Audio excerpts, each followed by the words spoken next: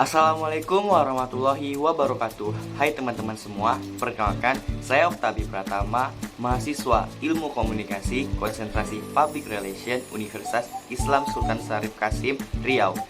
Di video kali ini saya akan membahas salah satu jenis komunikasi, yaitu komunikasi persuasif. Nah, sebelum masuk ke materi, sebelumnya saya ingin bertanya nih, di era pandemi seperti sekarang ini, pastinya kita sering pergi jalan-jalan keluar, baik itu entah ke restoran ataupun ke mall. Nah, kemudian di sana kita melihat ada banner ataupun potongan-potongan harga. Misalnya kita contohkan nih, ada promo buy one get one. Nah, yang tadinya kita nggak ada niatan untuk pergi ataupun melangkah ke toko itu, tapi ketika kita melihat ada tulisan buy one get one, itu membuat hati kita tergerak untuk melangkah ke situ, dan yang tadinya nggak ada niatan untuk membeli jadi ikut membeli. Tanpa kita sadari, kita telah terpersuasi untuk merubah pikiran kita yang akhirnya tergerak untuk membeli produk tersebut. Nah, sekarang saya akan menjelaskan secara teoritis. Intinya, komunikasi persuasif merupakan asal dari komunikasi retorika yang bertugas untuk membujuk ataupun mengajak seseorang. Dalam hal ini, mereka mempengaruhi seseorang melalui pesan verbal maupun nonverbal untuk mempengaruhi setiap individunya. Yang pada akhirnya, individu tersebut tergerak pikirannya untuk melakukan sesuatu sejalan dengan pesan yang telah disampaikan. Dalam komunikasi persuasif, juga ada yang namanya interpersonal communication atau komunikasi interpersonal, yang dimana pesan disampaikan langsung dari pemberi pesan kepada penerima pesan.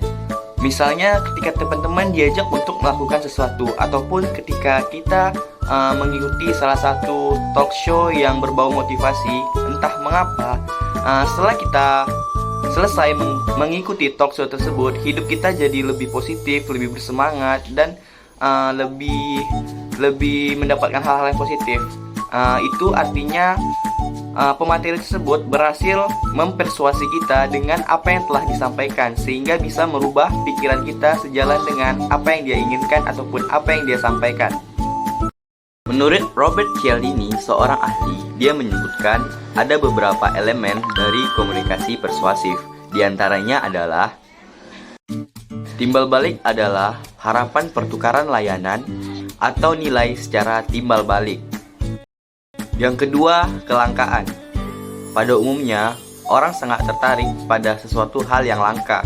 Kelangkaan adalah gagasan yang tersedia secara terbatas ataupun sumber daya yang tidak memadai. Yang ketiga, otoritas. Kepercayaan adalah kebajikan yang paling penting untuk memberi keputusan dalam pembelian. Keahlian pembicara perlu diketahui untuk mendapatkan kredibilitas. Yang keempat, komitmen dan konsistensi. Prinsip komitmen dan konsistensi membawa standar sosial untuk menghargai setiap kata-kata dari seseorang selama berkomunikasi. Bentuk-bentuk komunikasi persuasif. Terdapat beberapa bentuk komunikasi persuasif, diantaranya yang pertama, iklan.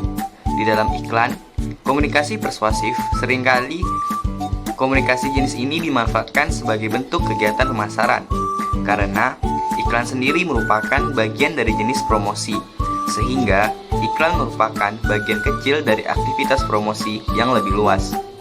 Iklan inilah yang menggunakan komunikasi persuasif sebagai bahasa mengajak para calon pelanggan untuk menggunakan produknya. Kemudian yang kedua, dakwah. Dakwah merupakan aktivitas yang bersifat menyerukan, seperti layaknya orasi, namun sifatnya mengajak orang-orang untuk berjalan ke jalan yang benar. Sehingga aktivitas ini memerlukan bahasa persuasif yang dapat membuat orang menjadi ikut pengaruh dalam bahasa dan kata-kata yang telah kita sampaikan. Aktivitas inilah yang kerap kali dilupakan kalau menggunakan persuasi, tapi bukan dogmatis. Kemudian pamflet. Pamflet merupakan bentuk komunikasi persuasif secara verbal yang berbentuk tulisan. Bentuk ini sebenarnya masuk ke dalam kategori iklan, namun pada umumnya di zaman sekarang menjadi paradigma dalam bentuk video berbentuk audio visual.